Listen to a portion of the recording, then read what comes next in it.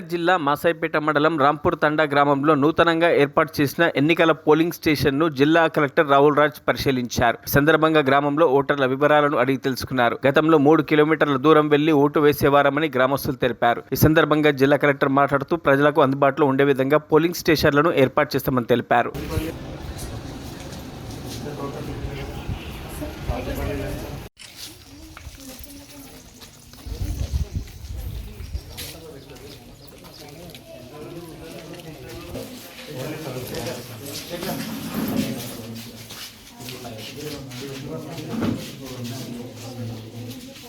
ఈ 2 కాన్స్టిట్యున్సీలో 3+2 5 కొత్త పోలింగ్ స్టేషన్స్ వాళ్ళ తాండాలలో వాళ్ళ ఊర్లలో ఏర్పాటు చేయడం జరిగింది.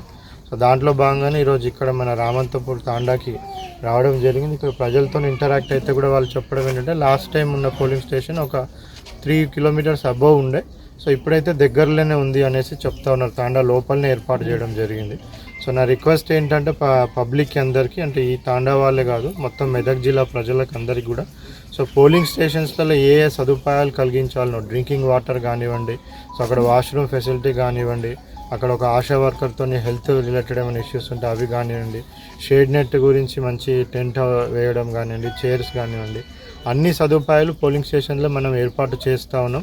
సో పెద్ద ఎత్తున అసెంబ్లీ ఎలక్షన్లో ఎంతైతే ఓటింగ్ పర్సంటేజ్ వచ్చిందో దానికి మించి పెద్ద ఎత్తున ప్రతి ఒక్కరు కూడా పార్టిసిపేట్ అయ్యి సో 100% ఓటింగ్ మనకు వచ్చే విధంగా అందరు కూడా సర్దార్ చేయాలనేసి అందరినీ కూడా రిక్వెస్ట్ చేస్తాను. పెద్ద ఎత్తున అందరూ మరిన్ని అప్డేట్స్ కోసం మా ఛానల్ని సబ్స్క్రైబ్ చేయండి.